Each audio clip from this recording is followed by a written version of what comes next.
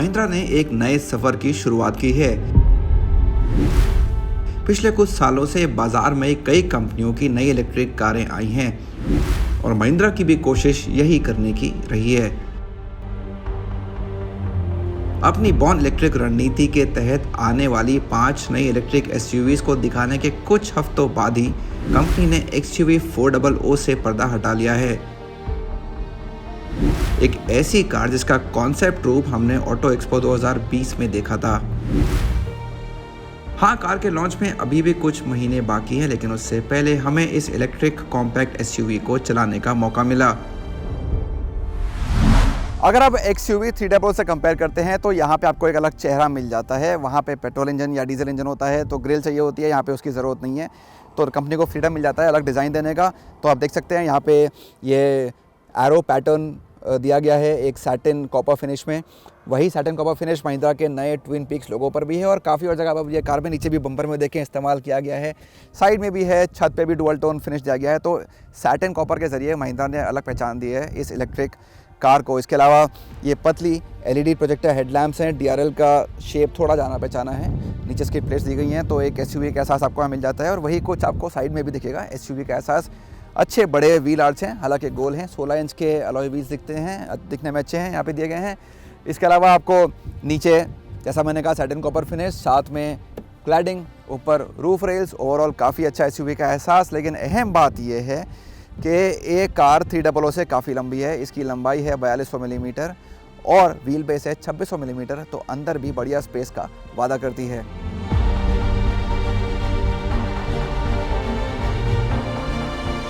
जी हाँ, कार वाकई में काफ़ी बड़ी लगती है, बाजार में बिकने वाली कुछ कॉम्पैक्ट इलेक्ट्रिक एसयूवी से भी बड़ी। इसको देखकर तो ये लगता है कि XUV 300 अब बड़ी हो गई है। पिछले हिस्से में लगी LED लैंप्स को देखकर आप इस कार को आसानी से पहचान जाएंगे। कुल मिलाकर यहाँ 5 रंग विकल्प हैं और हमने सवारी की गैलेक्सी ग्रे की। सभी रंगों को सैटिन कॉपर छत के साथ भी खरीदा जा सकेगा।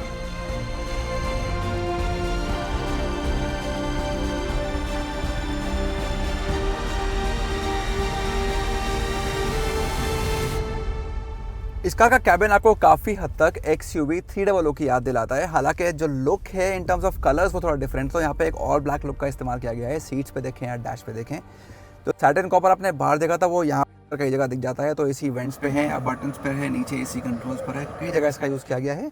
स्टीयरिंग व्हील पर भी जो लोगो है महिंद्रा का ट्विन पीक्स, वो भी सैटिन कॉपर में ही फिनिश्ड है। जो इंस्ट्रूमेंट क्लस्टर है वो कुछ 300 की तरह है, लेकिन RPM मीटर की जगह आपको एक अलग मीटर दिया है जो आपकी बैटरी स्टेटस या गाड़ी चलाने के तरीके को बताता है। तो वो कुछ अलग है। जो बीच में MID स्क्रीन है वो सिमिलर ही है। जो टच स्क्रीन सिस्टम है वो भी सेम है, 8 इंच का है। Android auto, Apple CarPlay connectivity है, लेकिन वायर्ड है, वायरलेस नहीं है। इसमें आपको EV के स्टैटिस्टिक्स या चलाने के तरीके के आंकड़े भी मिल जाते हैं, वो एक अच्छा फीचर है। और इसमें महिंद्रा की blue sense plus connected car तकनीक भी दी गई है। तो आपको 60 से ज़्यादा फीचर्स इस कार में कनेक्टिविटी के मिल जाएंगे। ओवरऑल जो लुक है वो काफ़ी हद तक डैशबोर्ड का 300 की तरह ही है और कंफर्ट के मामले में आपको ज़्यादा शिकायत नहीं होगी। स्पेस अच्छा है, अर्गोनॉमिकली भी स्टोरेज के लिए काफ़ी ऑप्शन यहाँ दिए गए हैं पहली रो पे, और ऐसा ही कुछ आप दूसरी रो के बारे में भी कह सकते हैं। हालांकि ये कैबिन अभी भी बहुत आधुनिक या प्रीमियम नहीं लगता है। आज के ज़माने के ग्राहक को शायद कार की छोटी टच स्क्रीन पसंद ना आए और एक फुल डिजिटल क्लस्टर की कमी भी खले। हाँ, एक सनरूफ की वजह से यहाँ एक ज़्यादा बड़ा कैबिन होने का एहसास मिलता है और ज़्यादा लंबाई के चलते मुकाबले में खड़ी कॉम्पैक्ट इलेक्ट्रिक एसयूवीज़ की तुलना में दूसरी रो में ज़्यादा जगह भी मिलती है। लेकिन यहाँ आपको AC वेंट्स या बीच के यात्री के लिए 3 पॉइंट सीट बेल्ट नहीं मिलेगी। एक सेंटर आर्मरेस्ट के अलावा आप इस सीट को 60-40 के अनुपात में गिरा भी सकते हैं। कार की बढ़ी हुई लंबाई का एक और फायदा है ज़्यादा बूट स्पेस। XUV 400 को 378 लीटर सामान रखने की जगह मिलती है और अगर आप छत तक मापें तो यह आंकड़ा 418 लीटर तक पहुँच जाता है।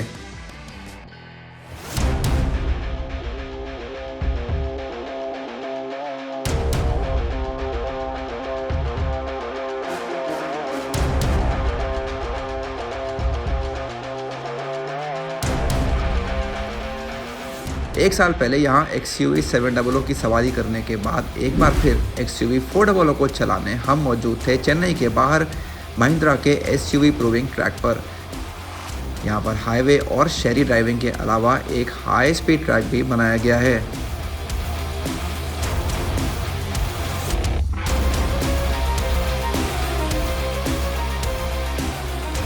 सबसे पहले बात कर लेते हैं आंकड़ों की XUV 400 पे। यहाँ पे 39.4 किलोवाट आवर का लिथियम आयन बैटरी पैक लगा है।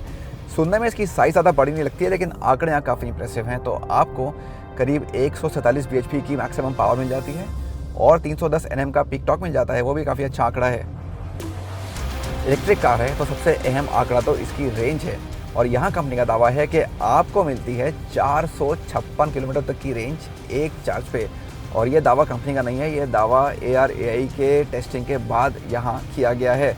तो काफ़ी अच्छा फिगर है। अगर आप इसको मुकाबले में खड़ी कारों से कंपेयर करते हैं तो वाकई में काफ़ी इंप्रेसिव है ये नंबर। और यहाँ पे डिफरेंट ड्राइविंग मोड्स भी दिए गए हैं, उनको आप एक तरह से कह सकते हैं डिफरेंट लेवल्स हैं रीजनरेशन के। तो कितनी बैटरी बची है, कितनी परफॉर्मेंस चाहिए, कितनी गाड़ी और चलनी है, उसके हिसाब से आप डिफरेंट लेवल सेट कर सकते हैं। यहाँ पे 3 मोड्स के नाम हैं, फन, फास्ट और fearless। fearless में सबसे ज़्यादा मज़ा आता है कार चलाने में। फन थोड़ा सटल है, थोड़ी आराम से कार चलती है, तो अपनी रेंज के हिसाब से आप डिसाइड कर सकते हैं कितना चलनी बाकी है कार और कितना आप इसको मज़े लेके चलाना चाहते हैं। और फिर इसमें एक चौथा लाइवली मोड भी है। उसमें क्या होता है कि आपने ये लीवर पे यहाँ पे L मोड है, इसमें डाला तो आपकी सिंगल पेडल ड्राइविंग एक्टिवेट हो जाती है। इसमें क्या होता है कि आप सिर्फ एक्सीलेटर का इस्तेमाल करते हैं गाड़ी चलाने के लिए भी, गाड़ी रोकने के लिए भी। आपने एक्सीलेटर दबाया, गाड़ी बढ़ना शुरू हो गई, आपने एक्सीलेटर छोड़ा, गाड़ी खुद ही रुकना शुरू हो जाती है, ब्रेक लगने शुरू हो जाते हैं, ऐसा कि अब यहाँ गाड़ी में हो रहा है। इससे क्या फ़ायदा होता है कि आपकी जब गाड़ी में रेंज कम बची है, आपको थोड़ी ज़्यादा डिस्टेंस तय करना है, दूर जाना है थोड़ा, तो अब इस मोड में आइए। हाँ, रिस्पांस बहुत कम हो जाएगा, चलाने में मज़ा नहीं आएगा, लेकिन आपकी बैटरी का चार्ज ख़त्म होने से पहले ही आप अपनी जहाँ आपको जाना है वहाँ पहुँच जाएंगे, ये इसका फ़ायदा है। अगर आप स्विच करते हैं ड्राइविंग मोड्स के बीच में, फन, फास्ट और fearless के बीच में, आपको लगता है कि कार का चरित्र पूरी तरह से बदल गया है। आप फन से फास्ट में जाते हैं या ख़ासतौर से फास्ट से fearless में जाते हैं तो आपको गाड़ी बहुत हल्की महसूस होती है, रिस्पांस बढ़ जाता है, बहुत तेज़ चलना शुरू हो जाती है। आपके थ्रॉटल के इनपुट्स चेंज नहीं होते हैं, लेकिन गाड़ी और तेज़ चलनी शुरू हो जाती है। तो आप क्लियरली देख सकते हैं कि fearless मोड में गाड़ी चलाने में ज़्यादा मज़ा आता है, बशर्ते आपके पास रेंज काफ़ी बची होनी चाहिए, क्योंकि सबसे ज़्यादा जो बैटरी खपेगी या जल्दी खत्म होगी वो fearless मोड में ही ख़त्म होगी इस कार में।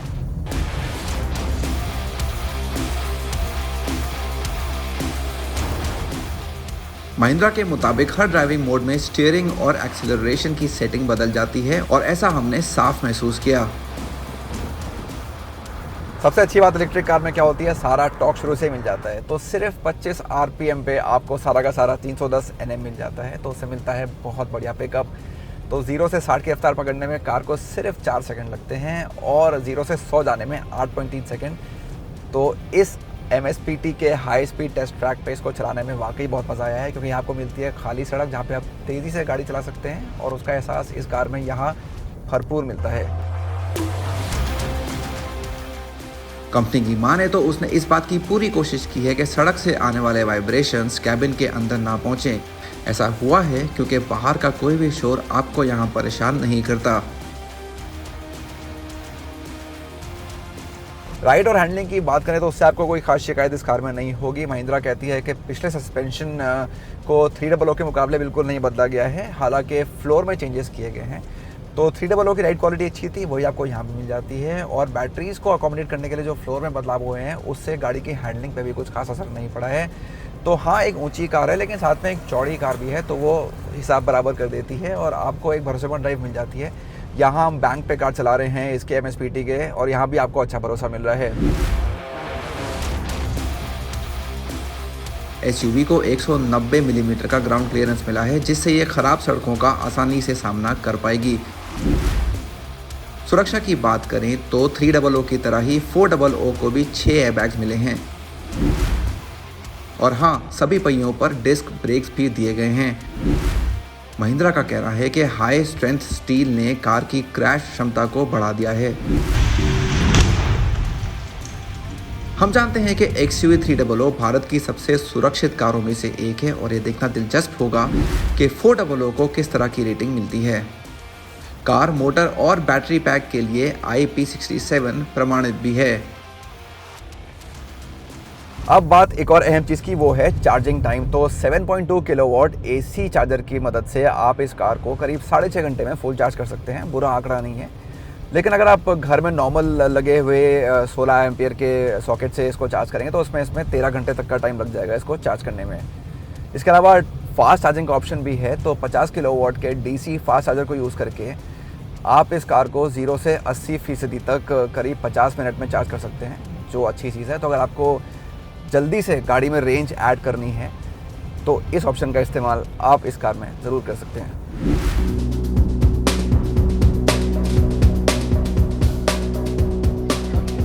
XUV 400 देश में जनवरी 2023 में लॉन्च की जाएगी और डिलीवरी भी उसी महीने शुरू होंगी। मुकाबले में खड़ी MG ZS EV और टाटा नेक्सॉन EV मैक्स जैसी कारों को देखते हुए XUV 400 की शुरुआती कीमत 18 लाख रुपए एक शोरूम रखी जा सकती है। एक आकर्षक कीमत कार की कुछ कमियों को भुलाने में मदद करेगी, जिसमें एक ऐसा कैबिन शामिल है जहां बहुत सारे फीचर नहीं दिए गए हैं, लेकिन 400 के लिए बहुत कुछ काम भी करता है, जिसमें एक शानदार ड्राइव अनुभव और बढ़िया डिज़ाइन शामिल है। अगर वादे के मुताबिक रेंज मिली तो सबसे नई XUV भारतीय इलेक्ट्रिक वाहन बाजार में एक लंबी और कामयाब पारी खेलने के लिए तैयार लगती है।